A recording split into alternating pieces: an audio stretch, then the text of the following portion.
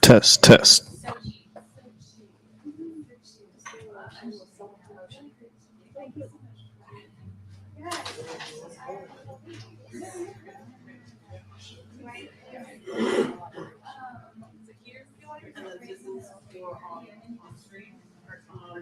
Let me know if there's anything else you need. I'm going to be on the director down here and we can talk about it. But all the speakers review reading of sodium and then cheers. Okay. Question: any reason why you need cheers? Just so you're more visible by our camera. Oh, perfect. Yeah. Just making sure.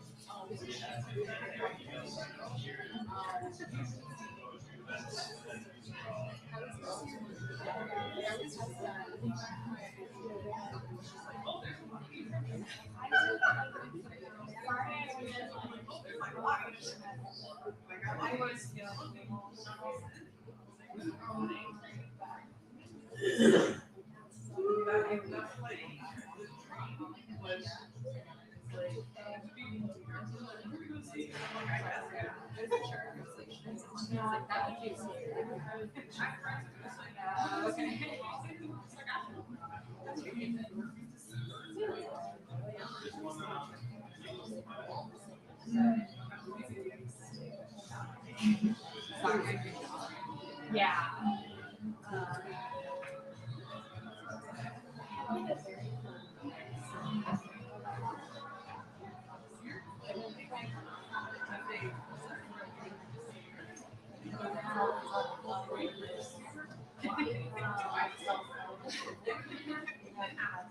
So you're kind of unless you great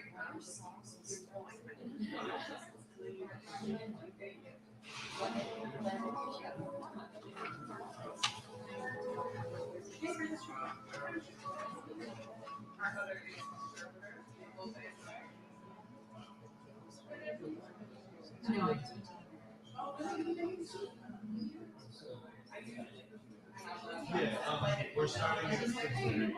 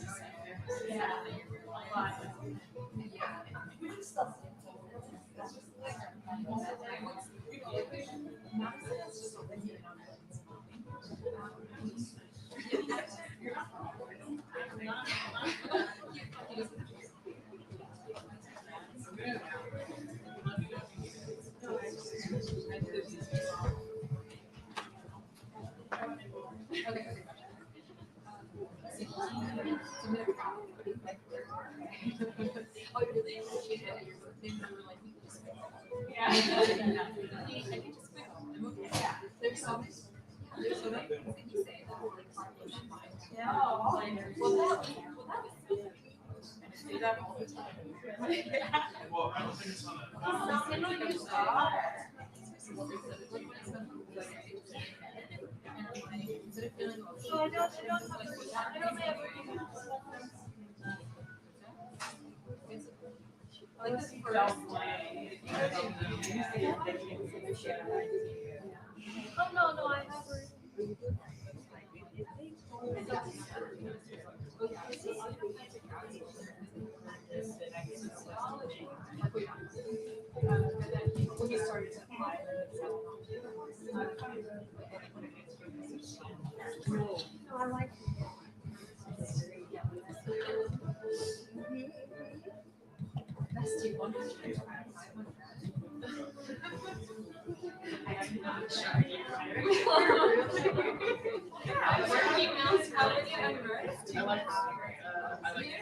the story of after getting a book.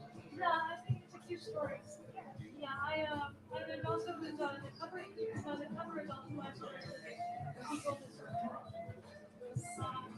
The Marvel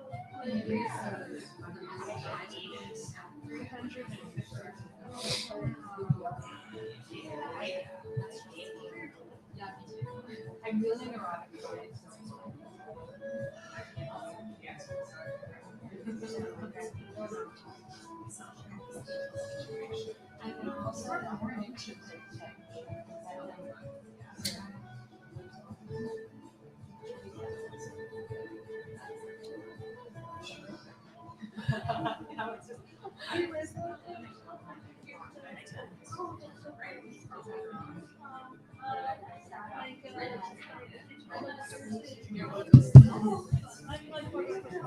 I not studied. We call it. It's part of the it's not, unfortunately, it's not the luxury.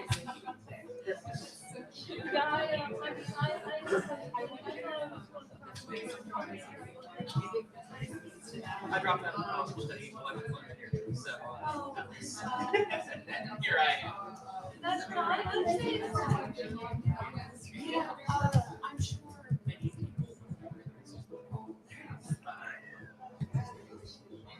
Whatever it is, it's kind of like I don't particularly mind one way or another.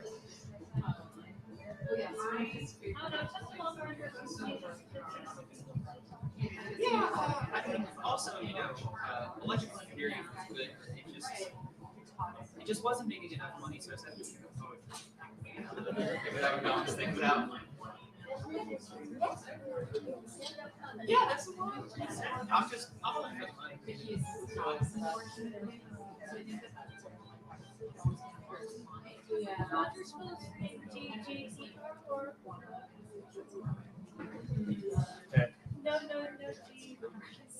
What? You ready? Oh, how many? I believe there's 4 poets, and then the woman who created the Little Patuxent review is going to read a poet who had to drop out stuff. So 5 total. Yeah.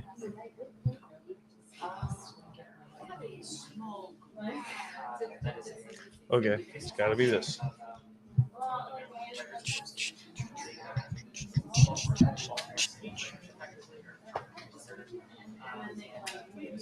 That's only very recently. Other than that, it's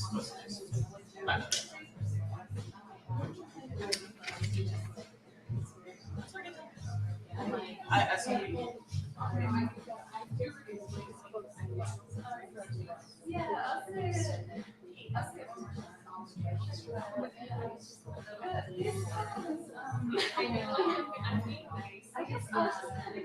Right, yes. No, absolutely.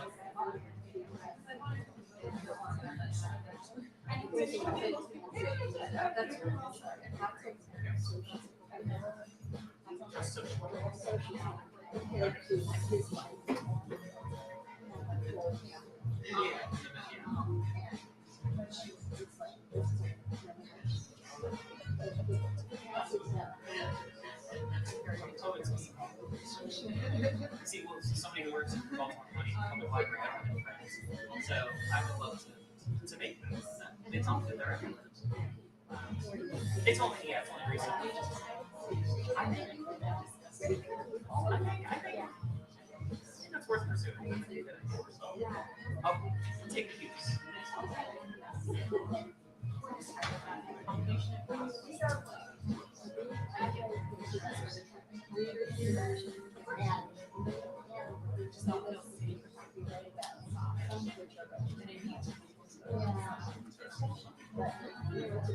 Test 1 2 1 2.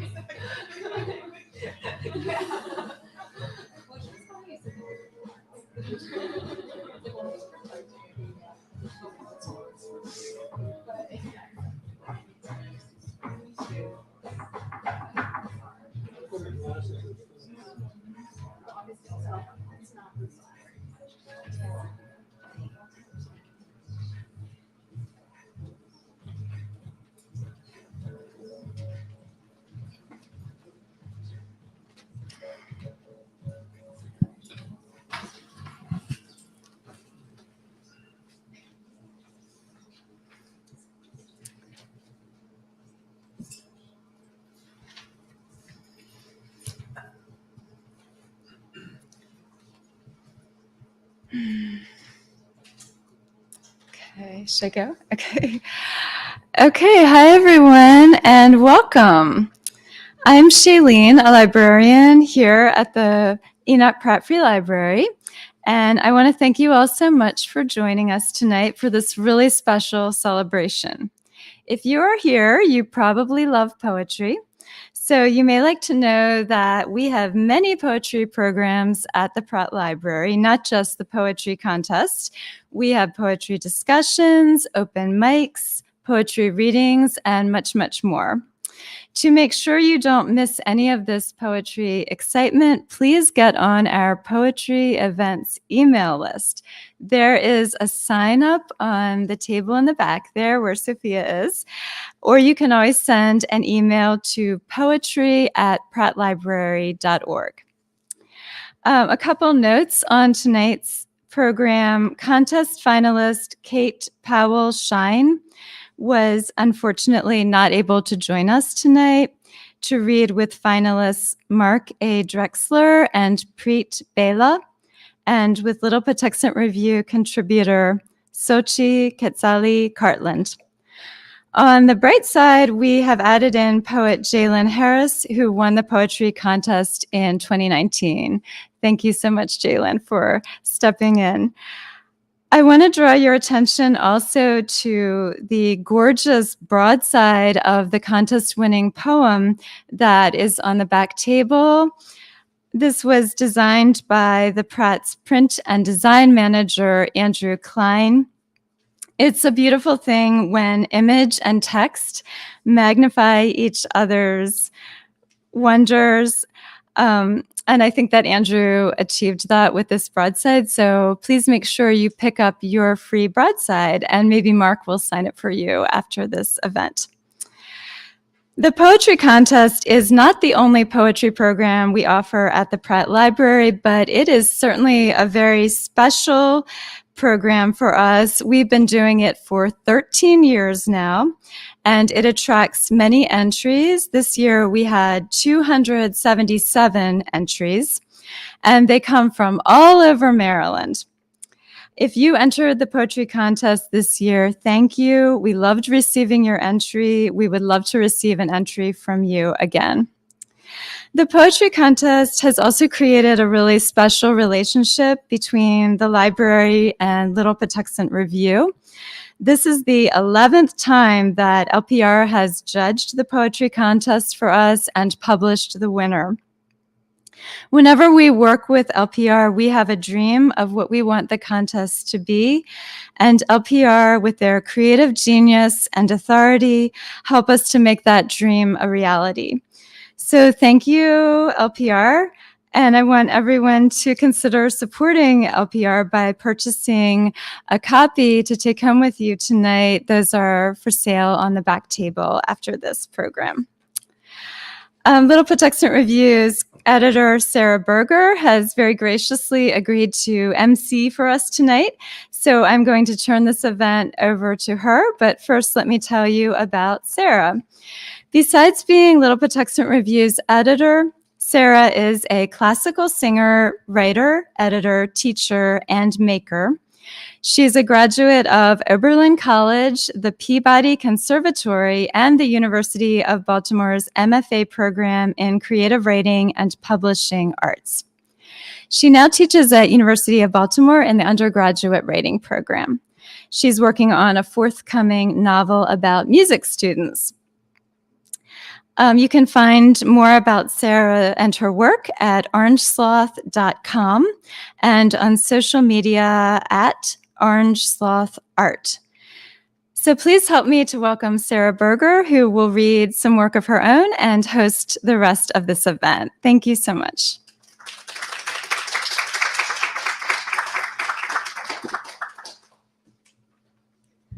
Hi, everyone. Thank you so much, Shailene.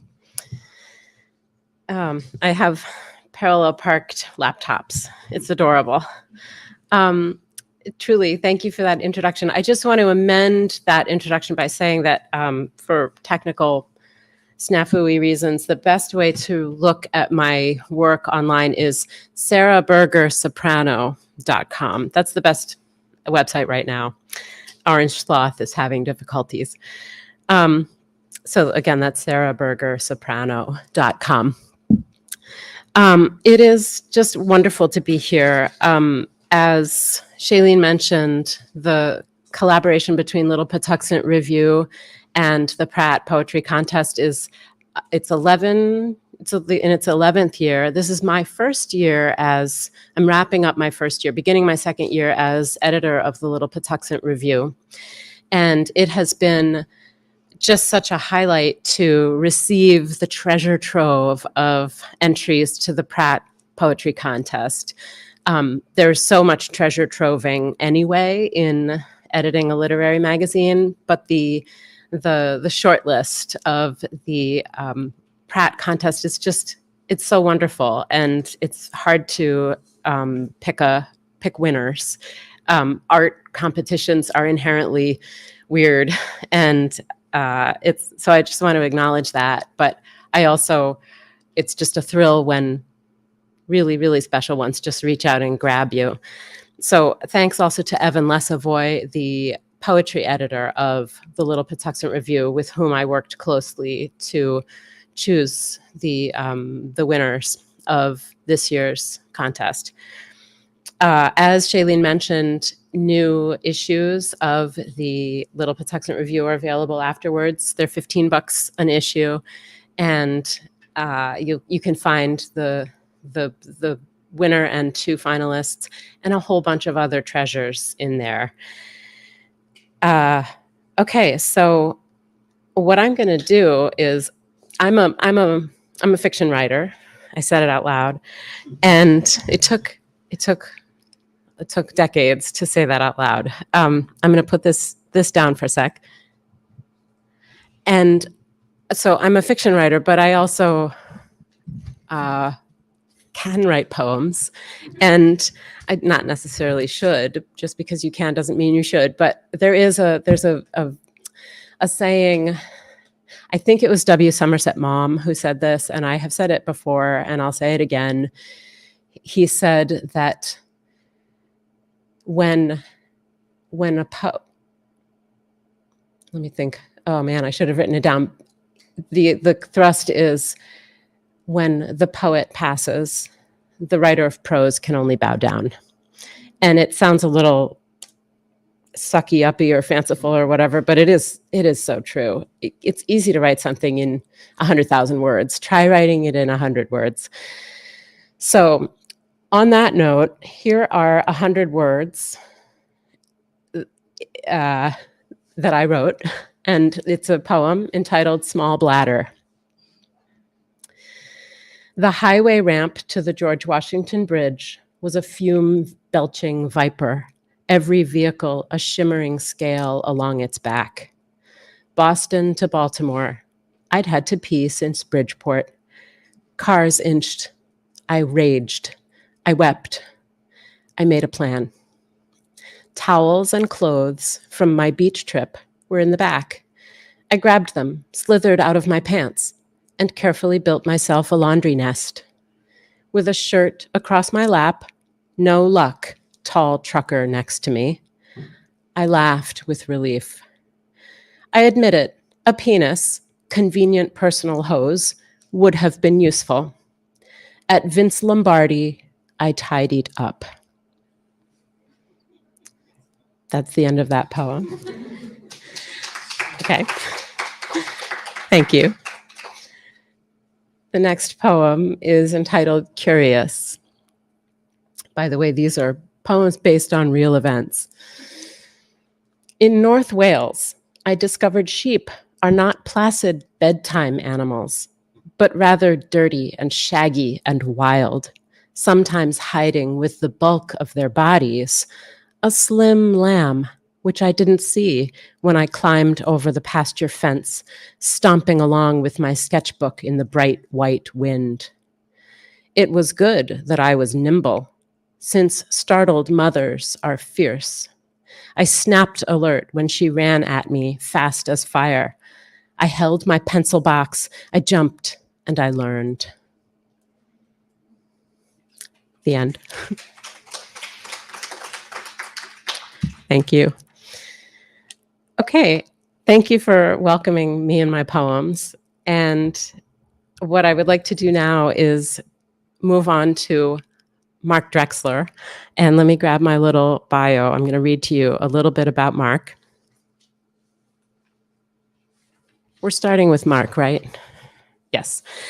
So Marc A. Drexler, the winner of the 2024 poetry contest, has lived in Maryland most of his life since moving from Iowa to attend Johns Hopkins University. His poem, Baltimore, 1977, appears in Maryland in Poetry, 2020. He has a poem on some Arlington Transit, ART, buses in Virginia as part of their Moving Words project through September 2024. He has been published by Split This Rock and the Mid-Atlantic Review. Marc has also served as a community teaching assistant for the Coursera online course, Modern and Contemporary American Poetry, ModPo, led by Al Philrice out of UPenn.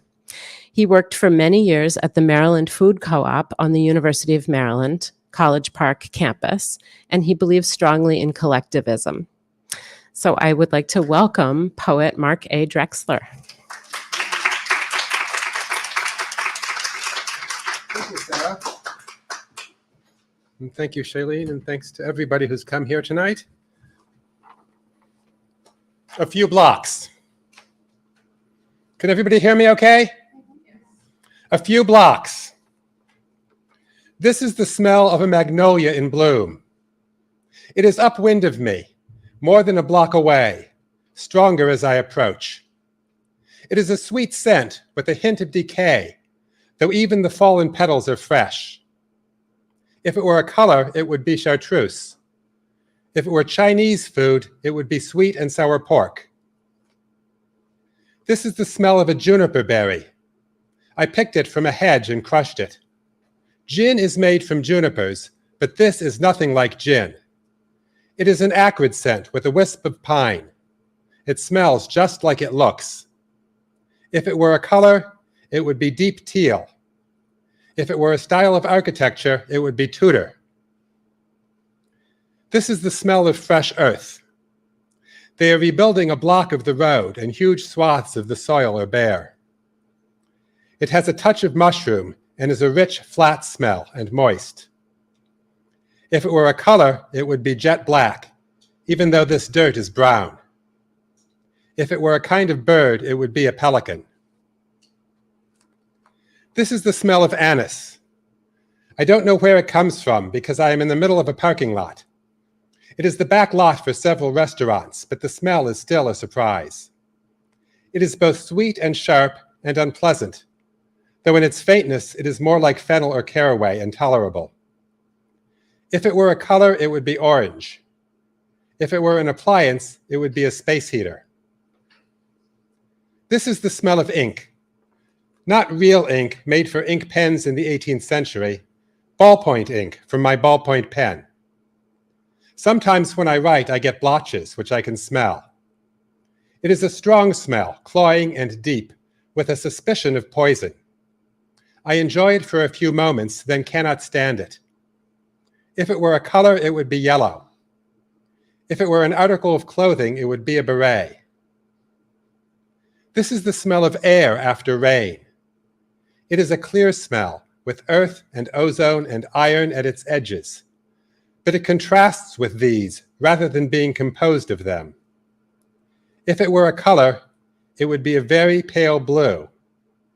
If it were a letter of the alphabet, it would be the letter O.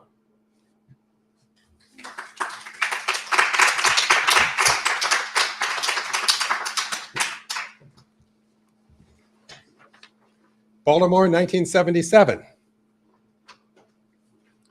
I learned about racism, first time, firsthand, in an airport, not yet named for Thurgood Marshall. The van from Homewood didn't have room for all the freshmen who had just arrived, so I gave up my seat to the kid the driver said we didn't have room for, because he had been bumped from the last shuttle, too. Then we all fit. Another Baltimore poem called Bridge. Bridge. My first duplicate bridge game was at Ann Reisfeld's house. 5 tables scattered among kitchen, living room, dining room, in a house rich with the scent of florist shop. Everyone else must have been playing bridge longer than my partner and I had been alive. They smiled at the college kids, listened to our explanations of week 2's week no Trump openings welcomed us each week. I graduated. I never went back. This is a way too late goodbye.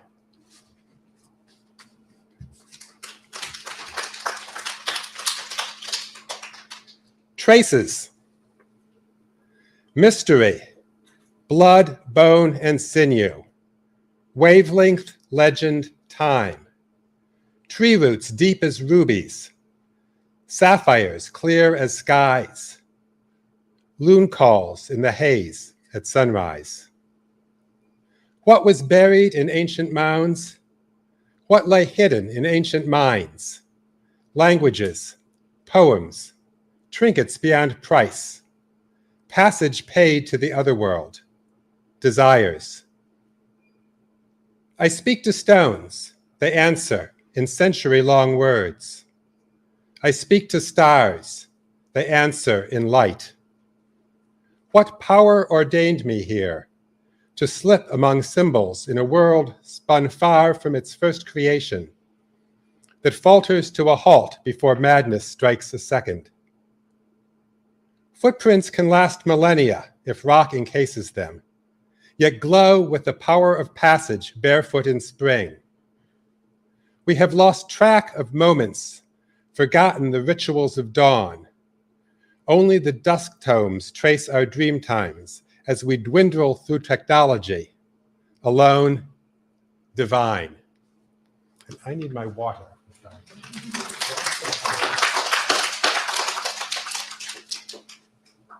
I forgot.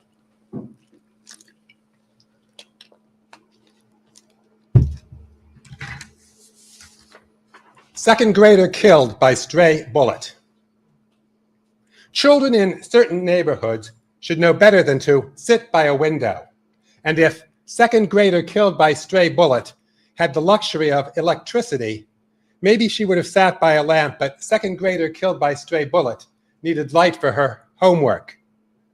Just 50 blocks from second grader killed by stray bullet, US Congress enacts price supports for crime lords called War on Drugs. So a few pennies worth of crack cocaine commands dollars to fund campaign contributions. In rich neighborhoods, people just buy the shit, but poor addicts need armed robbery or purse snatching to slake their Jones, or they join gangs that sell it to get their cut. Plenty of money to go around, well worth the risk, and she's small, so second grader killed by stray bullets casket won't cost much.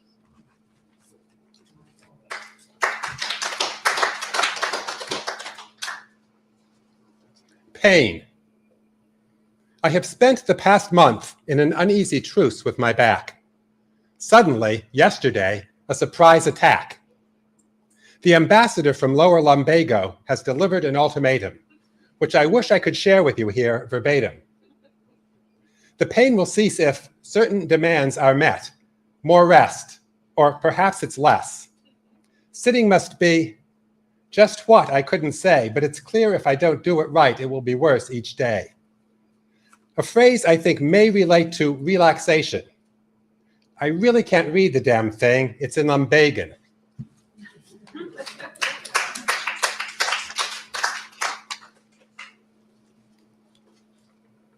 Now it is up to us. I will never meet Trayvon Martin. I will never vote for Trayvon Martin. I will never read a book by Trayvon Martin. I will never buy shoes from Trayvon Martin, ride in an airplane piloted by Trayvon Martin, receive a diagnosis from Trayvon Martin, be served steak by Trayvon Martin, have my mail delivered by Trayvon Martin. I will never obtain legal counsel from Trayvon Martin. I will never own a home constructed or designed by Trayvon Martin. I will never see Trayvon Martin walking his dog in the park. I will never teach algebra to the child of Trayvon Martin. I will never share Skittles with Trayvon Martin. I will never forget Trayvon Martin.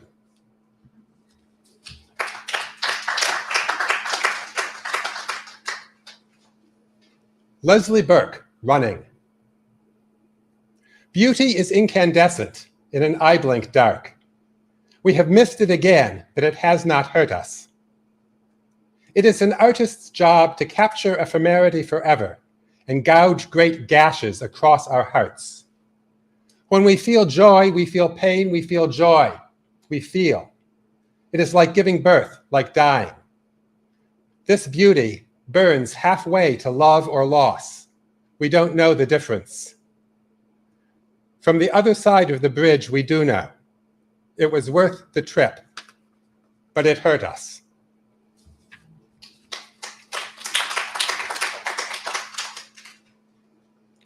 Not about bluebirds. New open mic, so I get there early. Kind of sweet, one guy setting up to stream his bit to a friend in the hospital. Never cried so hard at Over the Rainbow.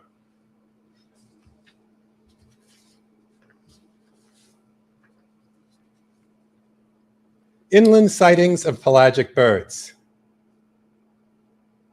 We say rara avis, thing of wonder, at the sight of something unexpected.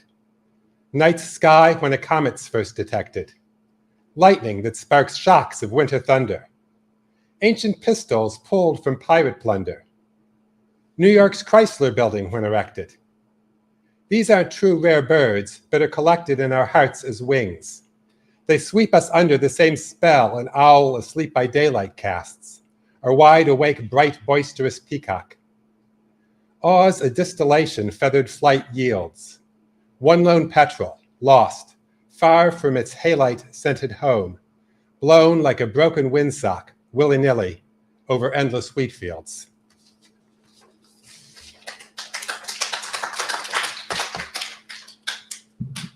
Last poem, Dangers. This is one of the ones from Mid-Atlantic Review.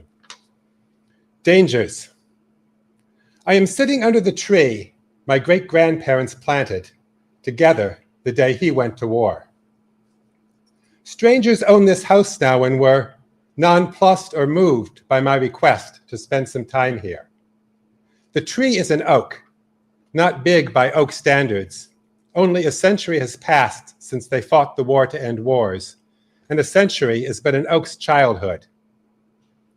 It is a stately tree, planted near no other, and has grown tall and broad.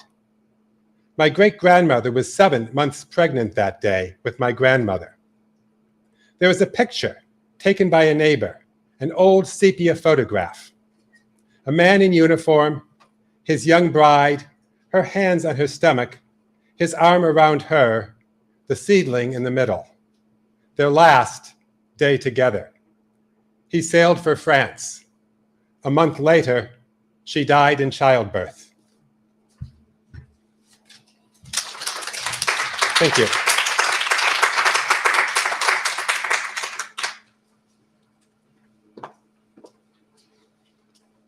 Thank you so much, Mark.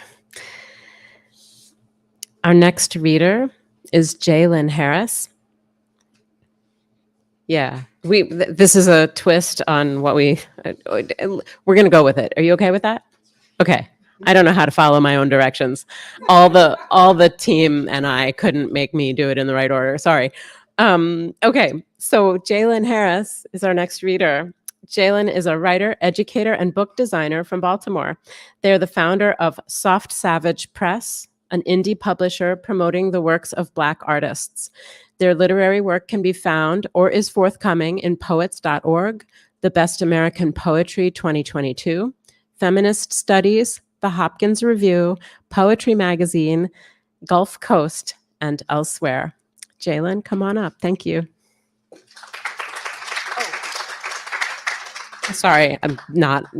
Anyway, I just wanted to say that Jalen was a contributor to our 2019 Little Patuxent Review editor issue through the Pratt Poetry Contest as a finalist. Thanks. Come on up.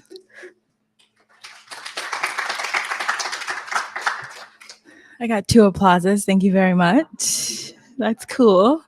So yeah, it's cool that I get to be back here because in 2019, this was one of my first readings as a grown person. And I was so nervous. I just read one poem and scurried away. So I'm going to read more than one. as a reprieve. I'm working on a manuscript, and I'm going to share some of that with you. This poem is a part of a series called Hair. I come from a long line of very hairy women, and this was when I saw the first chin hair as a child. Hair. Leaning out of the window, waiting for Dad to return from Safeway, I consider, then pull down the car visor. With both hands, I hold my face, brown as kiwi skin, and kissed for the first time with zits.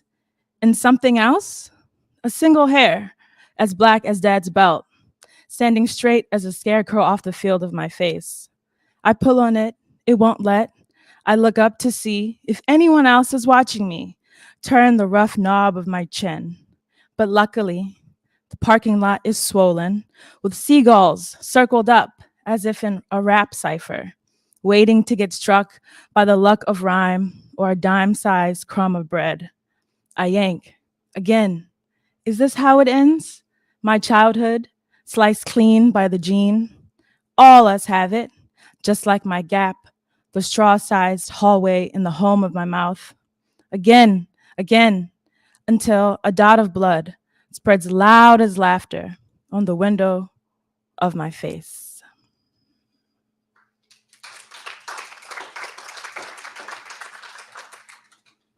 Hair.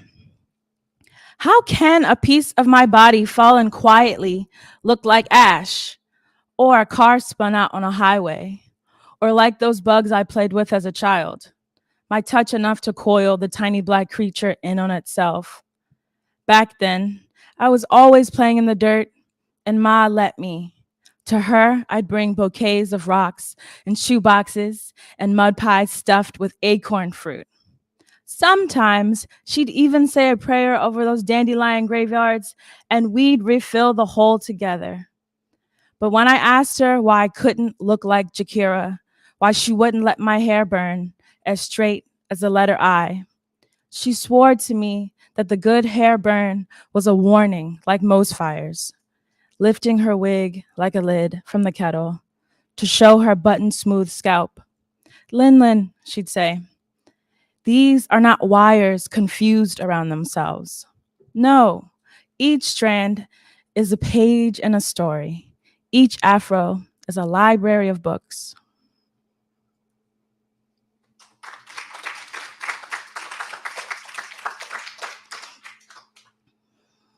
As much as I love poetry, I also think it's like really boring and kind of stuck up. And that's great. I mean, so is a lot of things we love, like math. But I don't love math. I'm sure one of you does though. But so I wrote a poem called Yawning, which is after Diane Seuss's poem. It's like when she's like, I've slept in many places. I don't know if any of you know that poem, but I'm using the refrain, like that structure. Yawning, after Diane Seuss. I have yawned in many places for years in the classrooms curtained by the prose of dead men, on concrete gardens at the intersection of baby's breath and debris. I've held my fingers up to my mouth for long swatches of. As a young man at the Welcome Center, then as a young woman on a bed of cicada casings outside the mayor's house for hours in trailers through soaked projections of light. A triangle is a perfect yawn, Mrs. Y would say. Once, my throat froze in mid-ah, and I breathed in an hour of the city's alarms. Then again, in the underground, tunnels masquerading as shopping malls. I could not contain myself at Diet Coke ski slopes and lush green golf yawns over hand-bubbled ballots upon the flames of liberty. Just last week, in absentia, then again at the present. And you? Do you yawn? At the plate, in the middle of kisses, outside of pigs and swizzle, over landlord letters, on sandals of shells, staring at the specific, while swallowing kataifi along the curved spine of parking tickets, at celebrities neighing at your hand for feed, and certainly in the ankle-monitored aisles of poems.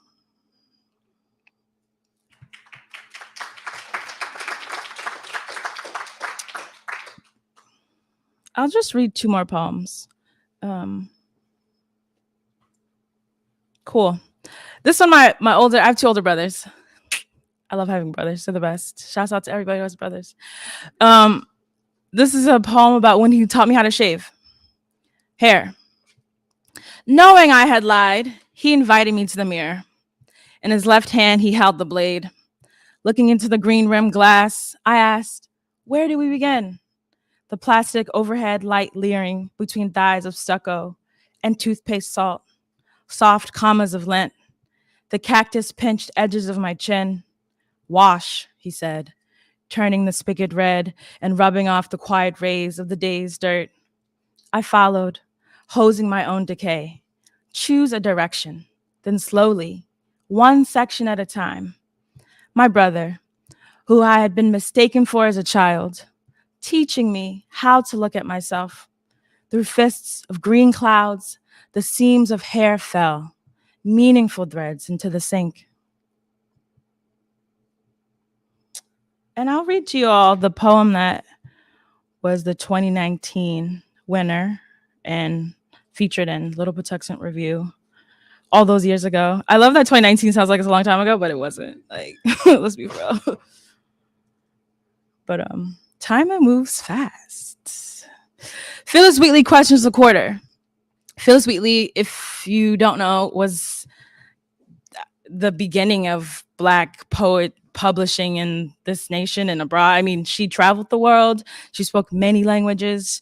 She was stolen, for instance, from Senegambia, West Africa, when Senegal and Gambia was one nice, lovely chunk before it was, the borders were, put to demarcate different places. She was stolen there and brought to America and to work. And instead, this woman, she taught herself how to read and write. And she wrote poems and she published poems and they ate it up.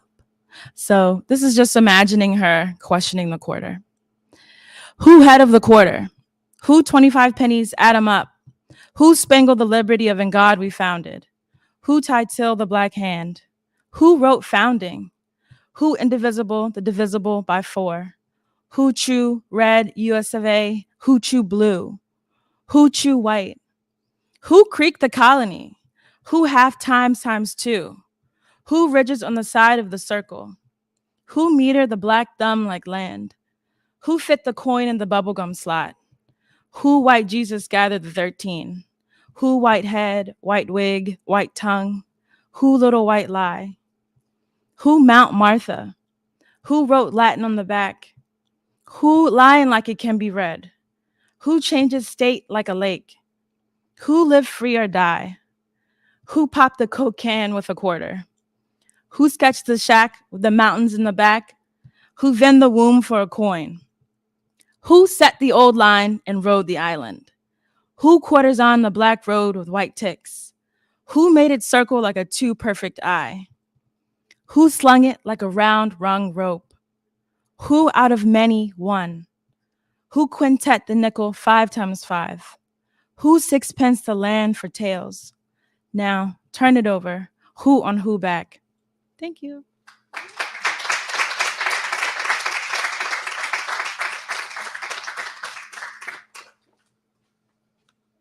Thank you, Jalen. I just want to say, if you are curious about any back issues of Little Patuxent Review, like the one that featured Jalen's poem, you can go to littlepatuxentreview.org and order the current issue or back issues. And back issues are a bargain. The current issue is $15 and will be available later. But I realize some of these poems you'll be able to see in print if you want to purchase a copy. And Jalen's poem is in a print edition that you have to order. I don't have them today, but this also makes me think about how repeated visits to a poem are so glorious and important, because they go by fast, and it's an oral experience, which is electric and exciting, but the visual experience is meaningful too, and vice versa. We encounter poems for the first time in any number of ways. So I just wanted to say that, littlepatuxentreview.org if you want to order a back issue. Okay, so moving on to our next poet, Preet Bhela is a 2024 Poetry Contest finalist, is a Punjabi American poet currently in his second year of the University of Maryland's MFA program. And that's where he also teaches and conducts workshops with undergraduates. He's from Milwaukee, Wisconsin, where he grew up working at his family's restaurant.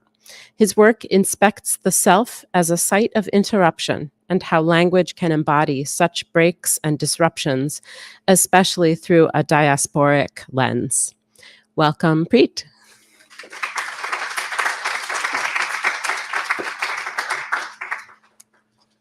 Thank you, and thank you to everyone here at the Pratt and at the Little Patuxent Review for making this possible. This is my first reading. It's kind of like a little dream come true.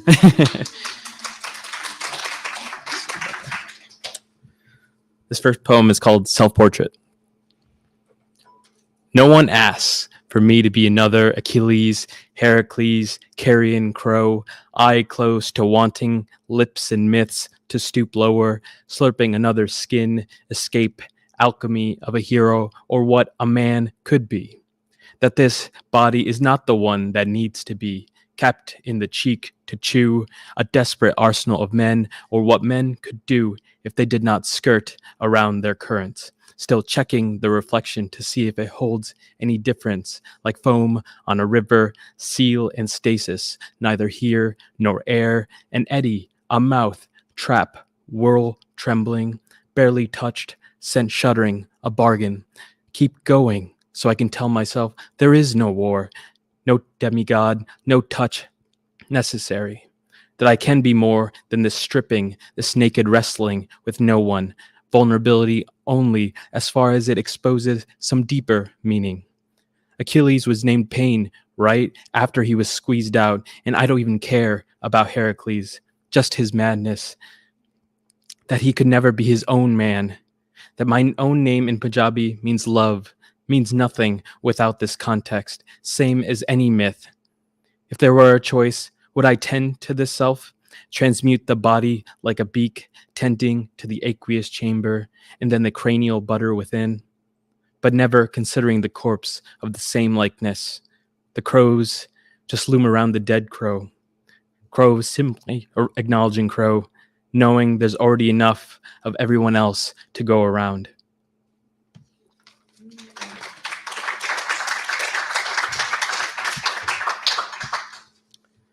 This one's called Animal Gazing. And then I kept trying to see more than my inability. All afternoon spent biting my twitching upper lip like some fucking animal, wanting to surpass its lack, to reach beyond eyes pecking blurred fields, wobbling anxious hotness and boundary, fleshed up against my scrimshaw columns. Ivory erosion, shouldering what else but me, and how to be more than this dark centeredness. This night, more night, dims the same as this jay putting its eyes away, darting inward, utterly body. Its slack air spirals above plucked ponderosa, pining an end away from these farmstead ruins. I will not think of home. The way night interrupts even the ordinary room, makes make-believe math, how much weight to place on a foot, how many bones to shift in my face today.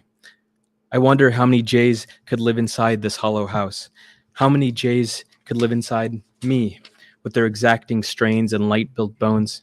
Why even try to see myself in them? I cannot be the same animal, so certainly hollow.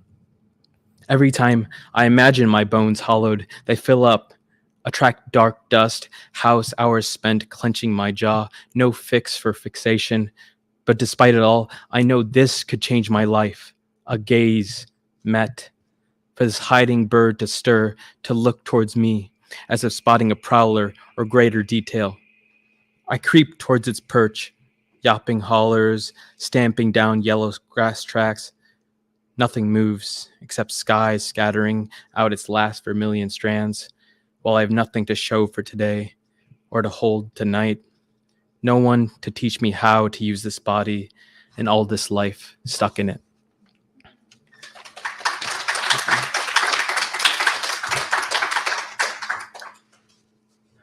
This is a restaurant poem. I worked at my parents' restaurant, so this one's called ghee. And if you don't know, ghee is clarified butter, and it's connected to the word Christos, which means rubbed and anointed in Greek. But obviously, that's connected to the word Christ. So yeah, ghee. The Taj Mahal Indian restaurant cathedrals today. Simmers hungry congregations, sweats Easter churchers, and children dragged to the sole place open in Hales Corners. I drag from spring break bed to make my hands wreak piage and labor. Neither comes out, no matter the scraping. It's necessary. Ma and Pavji alone, but sick of being needed, I wanted instead, senior year, to be time-crossed on my own. I was lucky today. Appointed to man the register, run orders, refill pani and wine while they cooked in the back. Could not help my crooked spine shaking at these strangers, all kind, sure to mention that I resembled my mother. Some regulars recognized me, assured me I was a good son for still helping when I could. When Ma brings the food out in heaps, everyone turns neck, hoping it's their meal that's delivered. Pools of dal, dunes of rice, flattening tracks of naan, glistening in ghee, but not everyone knows the difference from butter. One family turns nose, baffled by smell. Nutty anomaly notches question, has it gone bad?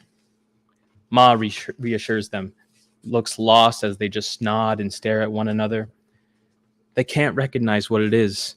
The butter, browned, water changed, rubbed on the bread in front of them. Divine snuck past senses, their melted Messiah a mess, unconsecrated here because of its stench. No matter how much you believe, faith is faithless. No rewiring the brain can make you see what wasn't meant for you. This sacred mystery of sacrament and sacrilege, who destroys who? Breaks what? Religion? Understanding? The anointed naan in front of them? Untouched. They leave the restaurant. I help wipe clean the waste, lentil kernels, rice splats.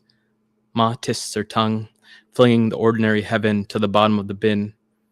Just another thing misunderstood, understood.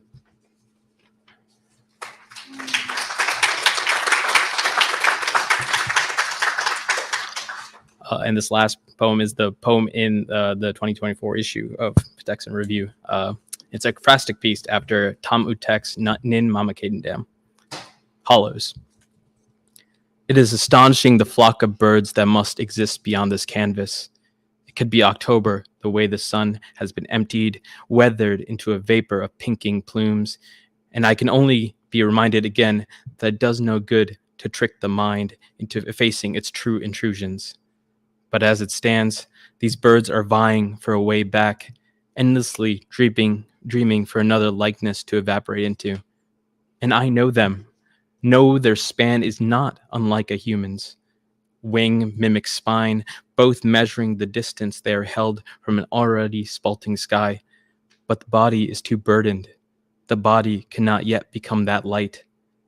And I know the multitude of birds are made to dart into a darkening gulf.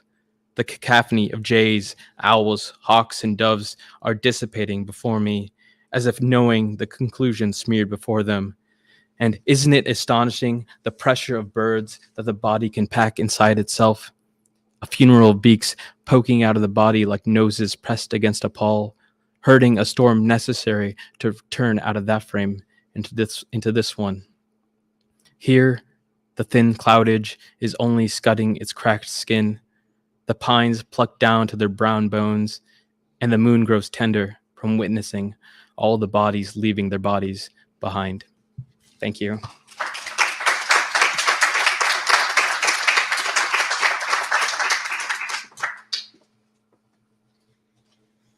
Thank you, Preet.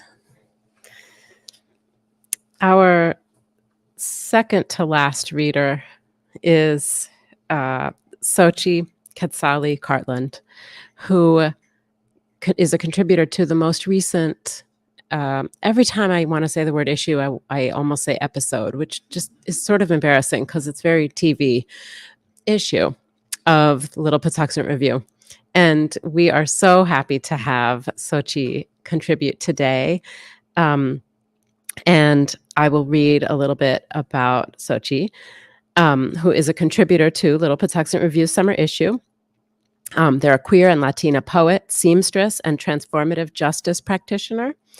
She graduated from Brown University with a BA in literary arts and has since moved to Washington, D.C., where they are rekindling their love of trees and learning to make pretzels.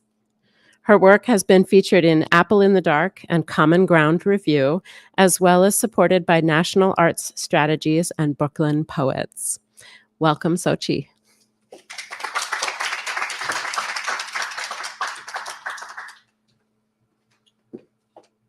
Hi, everybody. So it has been such a treat to sit in the front row and to watch our incredible interpreters perform. Could we by any chance give them a hand? All right. And I have been told multiple times I talk very quickly for interpretation. So if anyone needs me to slow down, please feel free to let me know. But this first piece appeared in the Little Patuxent Review issue. It's called, "And I asked Jonah what happened when he was swallowed by the whale, and he told me that the throat of the whale was a velvet jeweler's box, and inside of the whale, there was a jukebox. Not everything was alive, but the jazz was, and so Mercy and I, we did the Lindy Hop. And I asked her, 'Mercy, what are you doing here?' And for a while, she couldn't answer. 'Cause when the whale breathed, time stopped. We held on to the stomach lining and waited for the tide to drop. See, I thought I could outrun God. I thought the blue in me would blend in with the blue sea, but there we were. Death by foolishness, death by devotion. I tried to hide and ended up at the bottom of the ocean. Because you only really have two choices.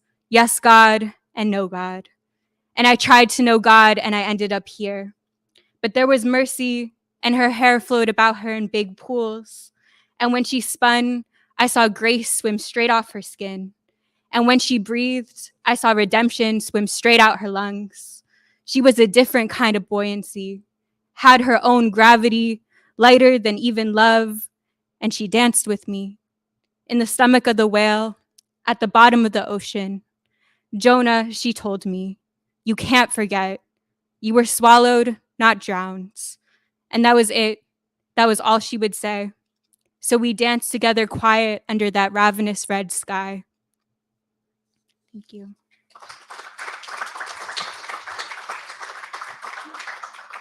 So I grew up in Silver Spring, Maryland, but I really wanted to write a Baltimore poem for this reading. So this is a work in progress.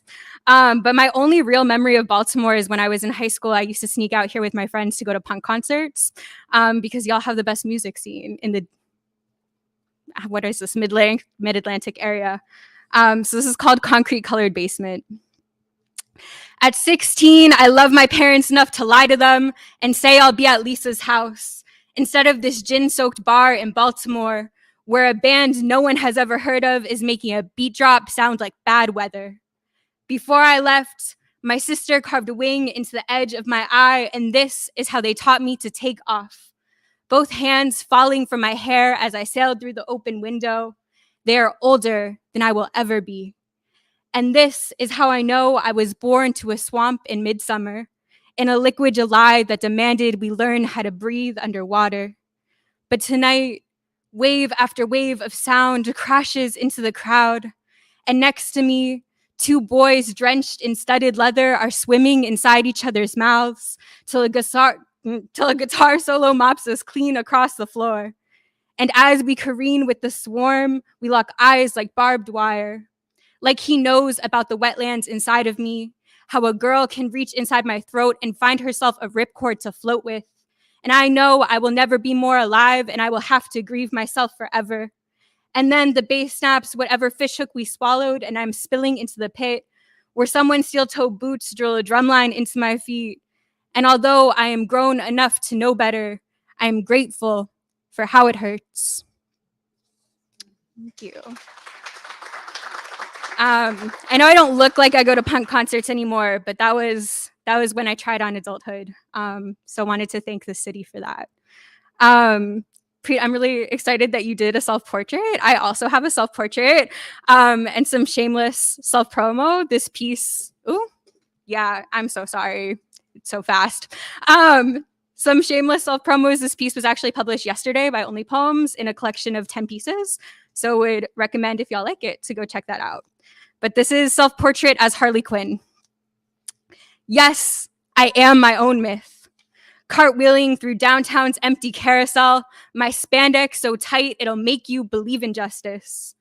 That night, under the gazebo, the Gotham skyline shimmered like a flame of a birthday candle. I wish to always be in on the joke. Later, we were dancing like a fistfight, his mouth full of baseball bat apologies. But for a second, I believed him when he said we could live in his laugh forever, carving up the city side by side. It took a long time for that dream to shatter, but when it did, it hurt just like home. So fuck destiny's Ferris wheel, her endless circles of should have and meant to be. Above that acid, I was gorgeous, strung up like a guitar or a fish, ready to be gutted, for the Joker to swallow me and spit me out as a bone. This is the part people get twisted, but Harleen jumped on her own, like mezcal into morning coffee. It wasn't such a crime, really. After all, who cares about a better future? I want a better past. Thank you.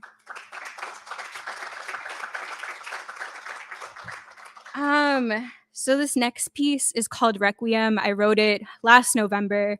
For those of you who don't know, Mexico's first non-binary magistrate was found dead in their home in November 2023 with their partner. And it was ruled a crime of passion by the police, despite them getting death threats for months. And so as someone who is both queer and Mexican, I couldn't get it out of my body, so I wrote this. Requiem for Jesus Ociel Bana and Dorian Herrera. In Aguas Calientes, the lovers lie in the living room. One holds the razor like a ring. The other is held by the razor like a rosary. It has only been a few hours. The news has not yet risen louder than the ranchera spilling from balconies and open doorways. Still, cobwebs clot the wounds. My grandmother always said spiders could bless a house, but the houses of their bodies collapsed. The police call it a crime of passion. We do not believe them, the magic men whose favorite trick is to make us disappear. Every time they spit the word maricon, a boy surrenders to life he was sentenced as a hand-me-down humiliation. Still, we are here. Some of us standing, all of us bruised. Beneath our feet, Mexico unfurled like a field of forgotten marigolds, a planted love, deep enough to bring back the dead.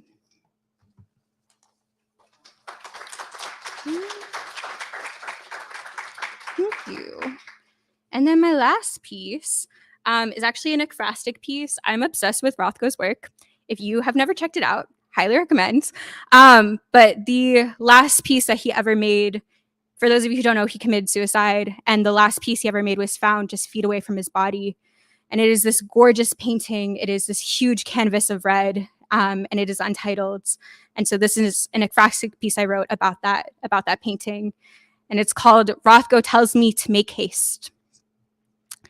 We are coming to the end of our sentences, he and I, standing in the middle of a Texas cathedral while light runs rampant through the room, illuminating his continents of rust and blue, black on maroon. Outside, the lantana are marching out of the ground like an all-trumpet orchestra, loud and lion-hearted. Color is a hymn that can drag a confession out of any of us. Rothko tells me that when he lost his name, his life became a wrong size shoe. This I understand. I, too, have witnessed the peeling leather of my life and dreamt myself a cobbler, as if a threadbare year could be stitched back together. But suicide is a stillness that moves, cloud-like across the sky. I ask Rothko why people and cathedrals are both mostly empty space, and he mutters, room for grace, hiding the acrylic of his despair in the head of his horsehair brush. Islands of black and gray pour onto a swirling page, the shades colliding like a starling murmuration. He hums himself a songbird, sheds flight feathers in pursuit of a softer landing. I ask Rothko where he thinks people go after they die.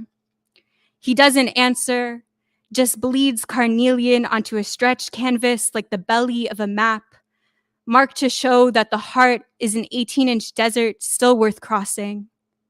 Even at the crescendo of Texas summer, the lantana are calling. Thank you.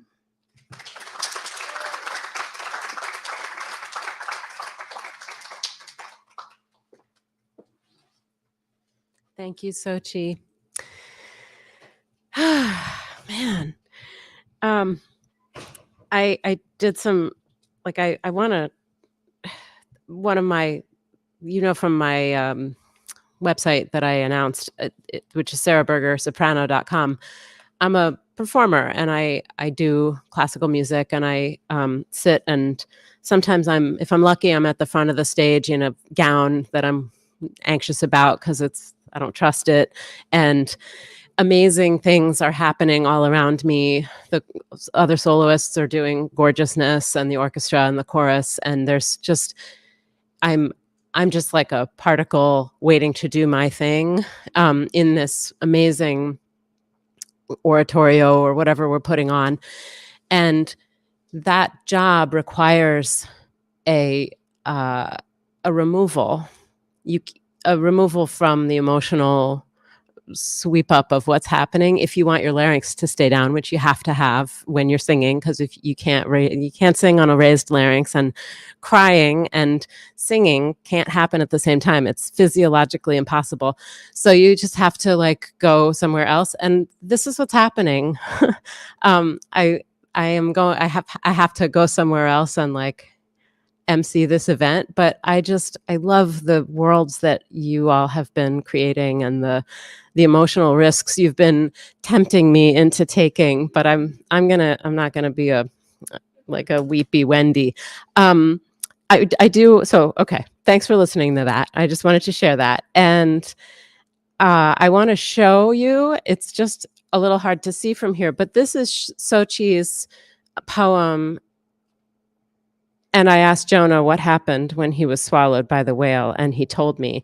It's hard to see, but it's shaped like a fish. It's not like hit you over the head with it. It's just centered, and it's just awesome. And that jumped out at me and the poetry editor in particular. We just, you don't get too many fish-shaped poems. And it reminds me of how poems are so alive, both visually and orally. And they have, when I heard the poems read by Xochi, it hit me completely differently. And I was like, I remember this as being somehow shaped like a fish, but it's not shaped like a fish now. And that makes sense because you can't hear it. But anyway, it was so cool to experience it in another way. So thank you, Xochi, and thank you all so much. I am going to read a few poems by Kate Powell Shine, who is the finalist who could not be with us today. Let me put down my books. I'm nervous about the 2 laptops.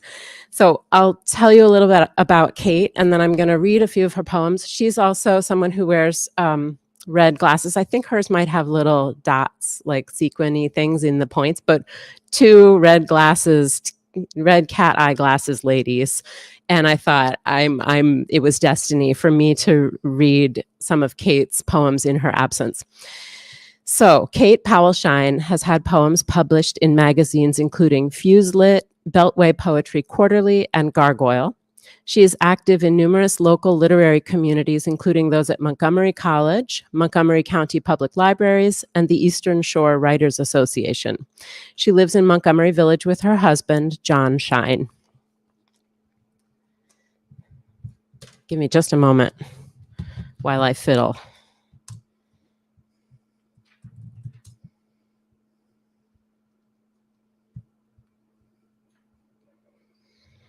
Okay, the first poem I'll read is called Infringed, a Second Amendment Erasure. And there are actually some printouts of it on the table by the door. It's an erasure poem, so it's based on an existing text, and all but certain words have been grayed out.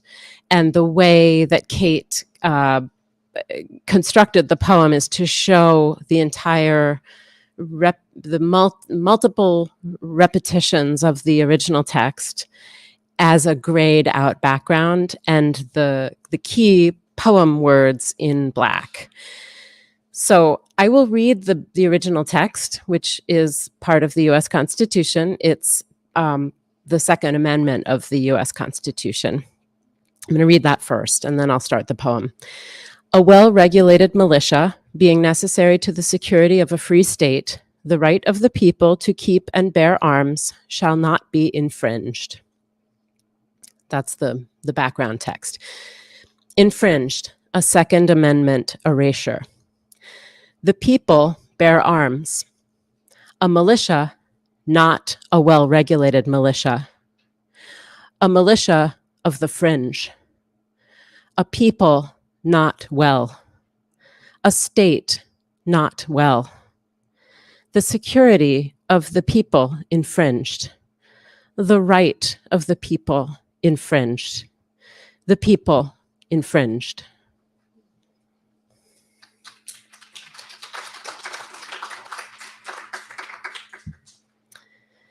The dress form. All above is glitter night sky until the stars withdraw pins pulled back and out from behind the cloth, holes healing shut. Then it falls, fabric so close you can see woven texture, knots wrapped in and out, now loosening into thread, now a pile on the floor. And behind it is nothing. No pins, no seamstress, and nowhere for them to have gone. Only you and your headless, twirling, naked delight.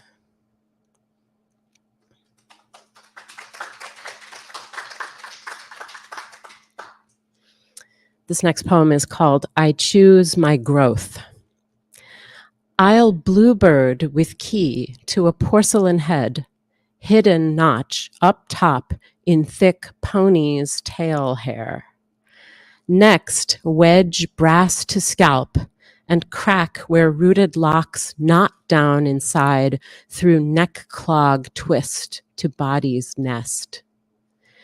And once my fill is full of doll, the shoulders blade a spread of skin to limbs, black crunches to straw, and marrow leaks thin hollow, but bones will stretch no wings. Instead, a tooth will drop and sew the puncture face to come with beak and win.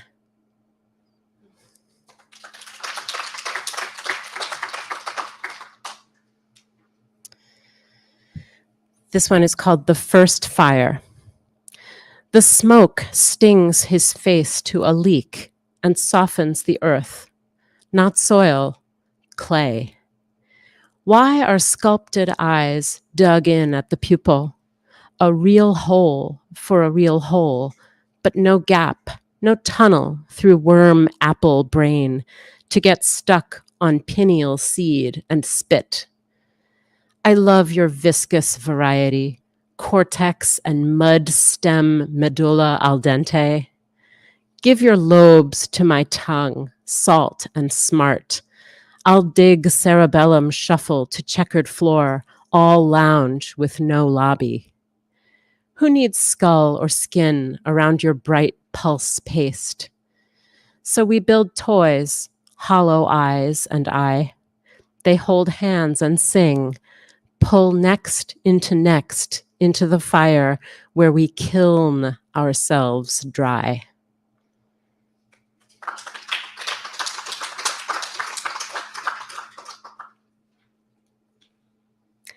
After You, a love poem. You untwist a plastic paint cap and stand back, but I shake. No, I don't fit. So you reach in with both hands and pull the mouth wide. Aluminum tube, taffy neck stretch into passage, and I still hang back. What if it's bad? What if it's mess? What if it's boring, derivative, basic mistake and they hate it? But I duck down and crawl into pigment, phthalo blueprint over hand, wrist, and elbow, slow sink of knees, legs, and feet, and I'm in. And it's bad, and it's mess, and it's art, into carpet and socks, under nails and in nose, into garden and vine and each coiled, taut sun.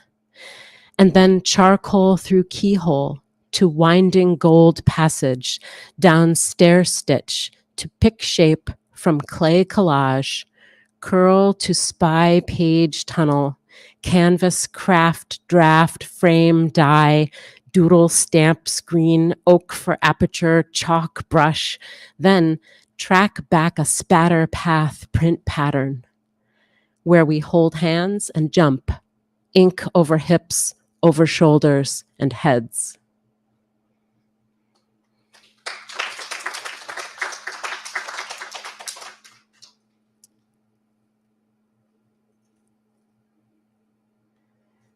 Okay. I'm going to read two more. How does your garden grow? For 22 years, I've swallowed perfectly round seeds, even when they are compressed nothing. I'm burying a bulb upside down, planting an idea socket end up, dead volts into soil, as ritual praise to freedom, reaffirming our decision. Our garden is beautiful, exclusive. All our toys are our own, our sleep our own, our wakefulness our own, incandescent light feeding on air.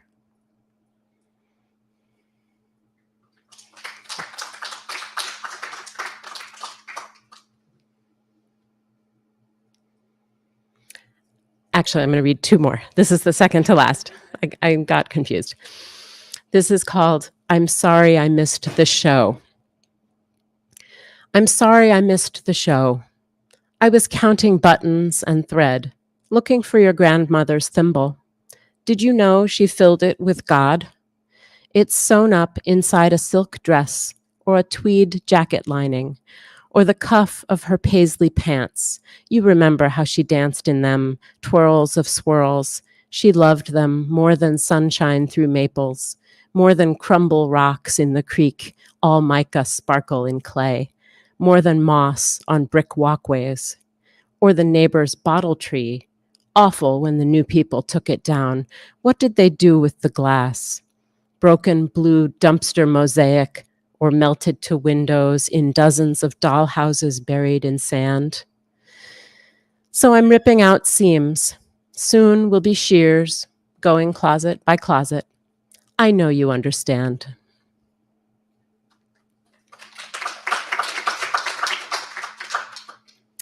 And Kate's last poem that I'm reading is called On Clear Communication. On clear communication.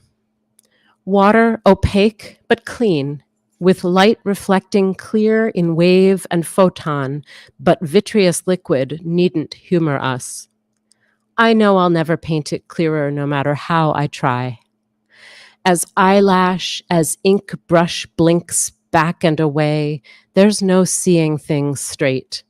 No words bent true, prismed back plumb to plane, as if Plato's ideal is real. But still, some find lines add square through, while my knot untying ties up what wasn't yet a knot, and I see my tangle tighten your face. I'd unwind my mind, but this isn't what I get when I try to make things clear.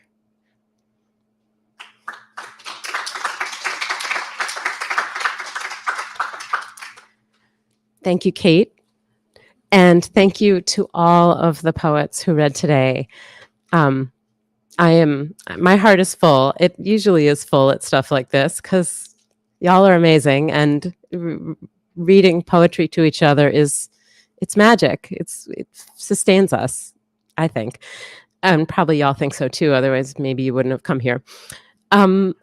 I don't remember what's next. We are happy to take some questions. If anyone has questions, if the poets dare to come forth and show yourselves facing the audience, that would be amazing.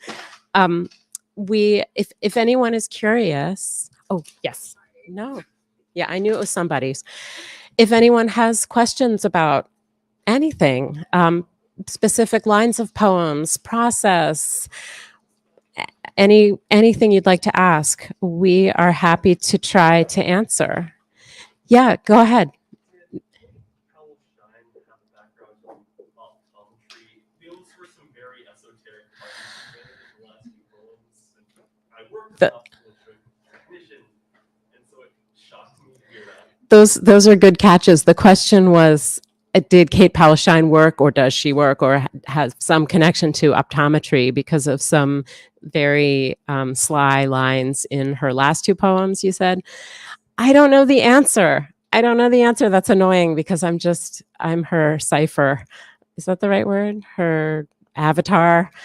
Anyway, so I don't know, but that's that. I don't know. We don't know. Anybody else? Do you wanna throw out something, Shailene? Yeah. Oh, absolutely. Yeah. Thank you, Sophia. Yeah, please. So our online question is, how do you know when the poem is done? It's very broad, but I thought it was very good. So that's kind of why I came up with it. Yeah.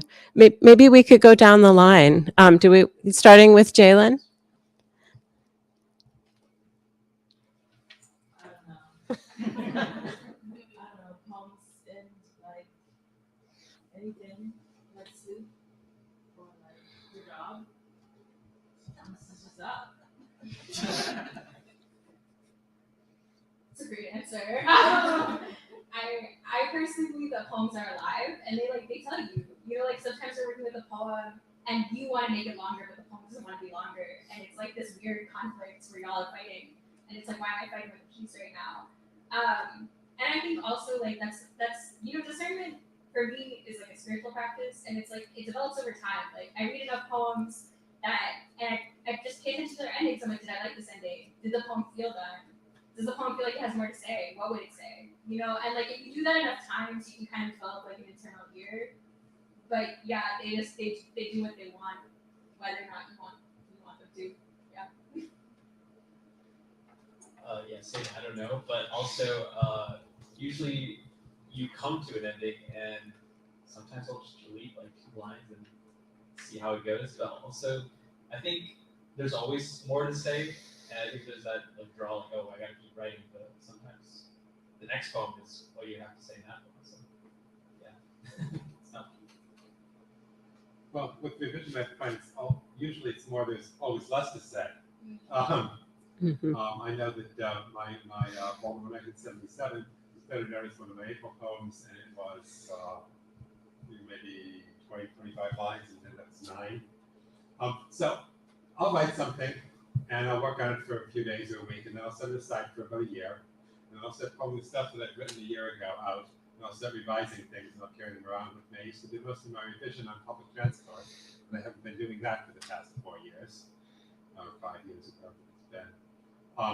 So, and I'll go through, and when it doesn't change over a period of time, then it's probably done, or it's not going to change, So, and then I'll that doesn't mean I won't change it later, but it feels done when I'm satisfied with things. Sometimes there are poems I know aren't done. They have little niggling things that are wrong with them. So I wrote a poem about specifically about the sense of smell a while back, and it was called "A Walk Around Town," I think. And it ended up as a few blocks, and I wasn't satisfied with it. And I noticed I'd used the word hint 5 or 6 times in the poem a couple years ago. So last time I revised that one was maybe 4 or 5 years ago. I got rid of all but one of the hints, and then it felt better. Mhm. So, Thank you. Anyone else have a question? Yeah, in the front row, go ahead.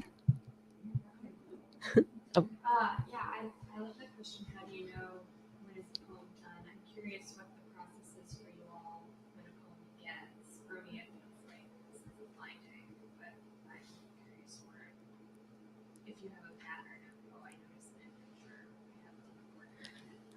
I'm going to repeat that question just so the folks online can hear. It was a question about how do you know when how do you discern the beginning of a poem? So maybe we can just go back. Yep, a zipper going back and forth. So when I'm doing it the way I want to do it, I write in my little journal every day, which hasn't been happening so much, but at times it does. And I'll just start writing words.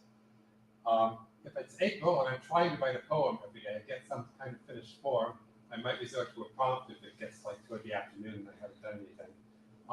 But I'll just start writing, and then something will catch me. And I'll start writing on that, and sometimes that'll end up in a poem, and sometimes it'll end up in notes that'll end up in a poem, 2 years down the road. And sometimes it's just stuff that's scribbled in my notebook that I'll occasionally look at. But then when something catches my fancy and I start writing on it, it then develops into something, and then it becomes, something to work with, and then, can be modified and changed from there.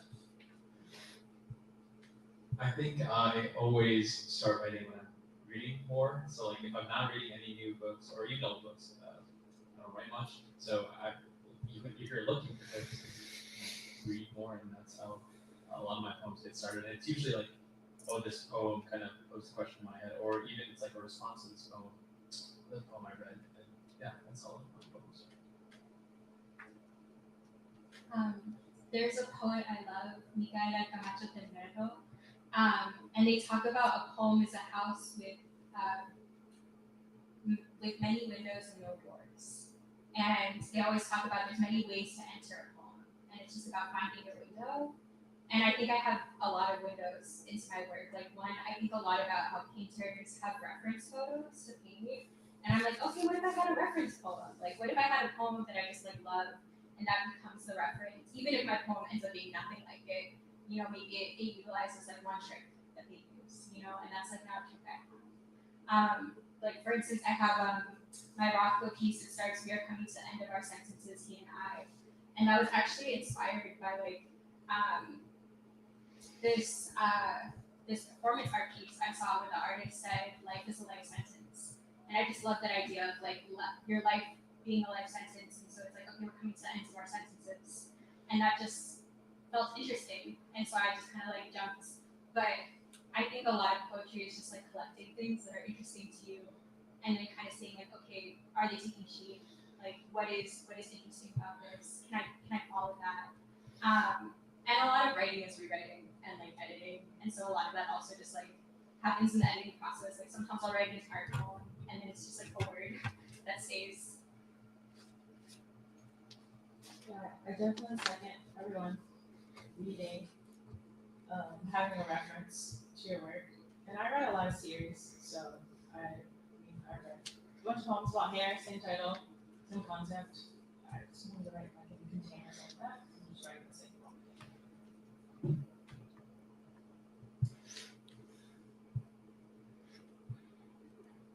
I'll ask you a question, nobody else will. I assume that you do write with various writing groups. How do you make use of the writing groups that you write with? I'll just repeat that. How do you take feedback, and what do you look for in feedback that other people give you? How does that work for you? Thank you. I'm going to repeat that for the folks online. If you use writing groups, how do you use them, and how do you incorporate feedback from other writers?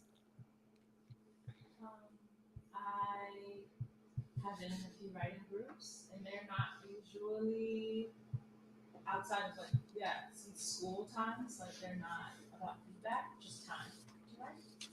Just other bodies in the Zoom room.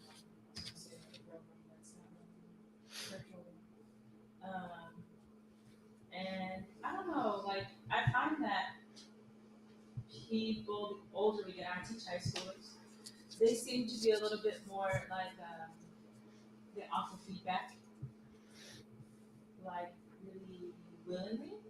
But as I teach at my high school, and I was in the same workshop space. Then over time, I find that older writers, as we age, we don't want to give feedback. So I just have left that desire. I have to give that up because I don't usually get feedback when I want it for some reason. I don't know why, but that's my answer. I think it really depends on the person. Like, if it's someone who I trust, I admire their work, and I know that they're coming to it from a place of like, I've seen you do better, that's a lot easier feedback for me to take. I think it's hard, like a lot of my work is in Spanish. I don't like taking feedback from white people, to be totally honest. Like, that doesn't feel like the audience I'm writing from. And that is feedback that I take with like a lot of salt, you know? But then I have friends in my life who their work is gorgeous, and I know that they care about me. And so when they give me feedback, it's because like I've seen you do better, and I know you can. And that feedback is a lot easier to incorporate. And so I think it comes down to knowing your work. It comes down to knowing why you write. Like for me, I write because I love it. I write because I need a space outside of my body to like put all the things that I feel. I write because it's how I get to know myself. And so sometimes feedback isn't useful for those things, you know, because I'm writing for me, I'm not writing for someone else. And so it really depends on like what kind of feedback it is. And sometimes it's helpful. Sometimes it's like, this sounds off. And I'm like, okay, that's really helpful to know that it sounds sonically like there's something missing. But sometimes the feedback doesn't feel, it feels like it's trying to make the poem something that I don't want it to be. And that's really okay that someone doesn't like my piece or doesn't engage with it the way that I do. But as a poet, I have to be true to my work and true to why I write. Yeah, I mean, getting any feedback is tough, and I've been in a workshop for like 2 years now at UMD, and all my, everyone I interact with and being taught by is amazing, and they have really great things to say. But also, I have to really know what feedback is good for me, and sometimes the feedback that is directed at a certain part of the piece is important, not because that part of that feedback is like really critiquing that piece and I need to fix that, but there's an underlying issue that maybe if someone notices something in the poem, even if it's not the thing that they're specifically talking about, like you may need to look at it deeper. There's something maybe that you can fix up, or just there's something else that's there that you're maybe not looking at, and it's being uncovered by this feedback. But yeah. So there's different kinds of feedback.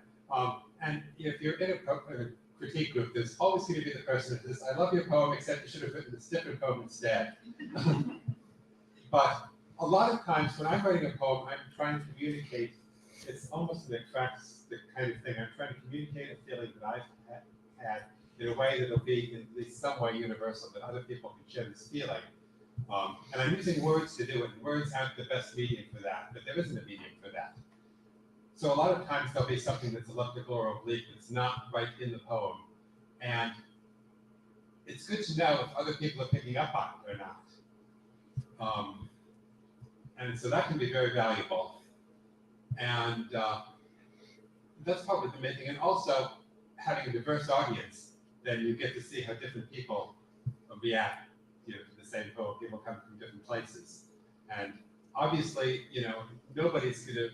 not everybody's going to like one poem, but the idea that different people are going to want different things or see different things in a poem.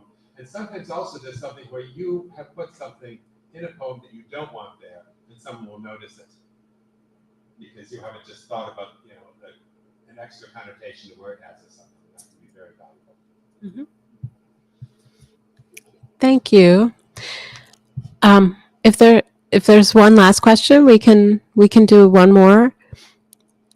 Okay, go ahead. Are there any other art forms or artistic activities that you all enjoy as a method of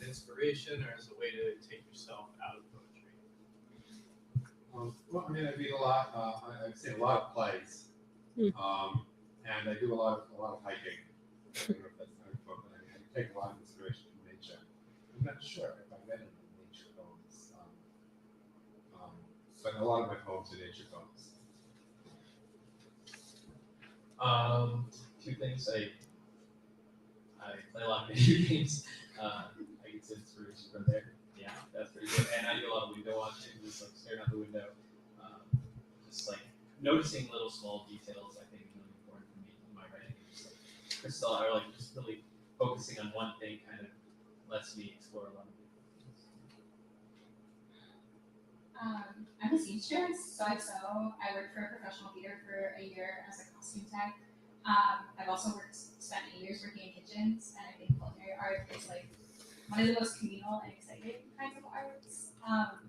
I also just like, I think it's so helpful as a poet to like not to just stop thinking about poetry. Like I had a professor in college who like when all of our assignments were not poetry, like we have to look at sculptures and art pieces and plays, and she was like, "You're so concerned about being a good poet, you forget if you're like a good artist." And that was so helpful to me. And my best friend is a ballerina and a professional salsa dancer, and so I spent a lot of time watching dance. And I can totally see how that makes its way into my work in both the language, but then also like dance has this very specific kind of flow to it. And I'm like, how can I make my words feel like that? You know? And I think the thing is there's so many brilliant people doing so much brilliant work. And like in poetry and outside of it, but being able to like exit a medium and go somewhere that maybe is less comfortable, like I think a lot of things can happen in that medium. Yeah, I like that. Your question. I don't know. Yeah, all art is for everyone. So I do a lot of different stuff. I'm not saying I'm good at it, but I like to paint. I sew a little bit. I started doing my own tattoos. I take photos. I just play around with stuff. If it's bad, I did it. So I didn't do it for anyone else. So yeah, but it's fun. So it's good play. Thank you so much. If I've forgotten anything, Shailene, please remind me. But I will tell you that if you want to purchase a copy of the Little Patuxent Review Summer 2024 issue, it's available. I have a card reader and I can do Venmo. Those are my methods of accepting payment if you want to walk out of here with a $15 treasure trove. So I'll meet you at the table. I want to thank you all so much. I'd love to give our poets some applause one last time.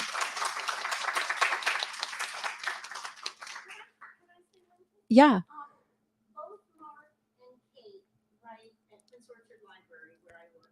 And there is a flyer on the table over there. Our library just published a book that has 4 of Marc's poems, I think, and probably 4 of Kate's poems, including a nature. There's at least one of your nature poems in that book. And you can get it through interlibrary loan through the marina. There are copies of it in all of the Montgomery County libraries, or you can buy it from Amazon if you want. But it has work by Marc and by Kate. Cool. Can you say the title again? The title of it is Echoes Through the Stacks. Echoes Through the Stacks. Okay. It's an anthology published by Published by the Friends of the Library of Montgomery County with a grant from the Pearl Foundation. Cool. And it is celebrating 5 years of our poetry group, which is now just finishing its 6th year. Cool. Yeah. Okay. Echoes Through the Stacks. Or on our 7th year, I don't remember, but it's a very cool anthology, and it will inspire you all to want to read more poetry. And Marc and Kate are both in it. Awesome. Thank you. Okay. Thank you so much. And I Is just that- wanted to say yeah, thank you. come. Sorry. Oh. I just wanted to say thank you to Sarah for being such a brilliant host. And thank you to all the poets for reading. And thank you all for coming. And yeah, we do hope that you'll purchase a copy of Little Patuxent Review in the back and also sign up for our email list. So You can also sign up for the Little Patuxent Review email list. I forgot. Anyway, see me at the table. all right. Have a good night. Thanks. Thank you, Sarah.